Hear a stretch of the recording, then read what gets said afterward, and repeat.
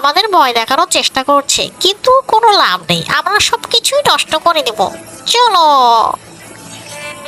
এই চলো চলো।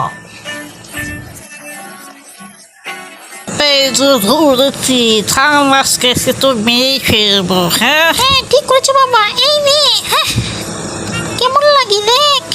তাদের বুদ্ধিতে শিয়ালের মাথা ফাটে আর কাকটার পাটা ভেঙেই যায়। ভুল হয়ে গেছে, আমাদের আরো ভাবা উচিত ছিল।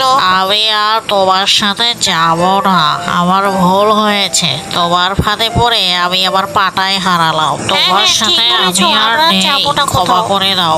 ছোট্ট বন্ধুরা, তোমরা কি জানো কারো ক্ষতি করতে গেলে নিজেরই কিন্তু ক্ষতি হয়? এই গল্প থেকে আমরা তাই বুঝতে পেলাম, তোমরা কখনোই কারো ক্ষতি করতে যেও না কিন্তু।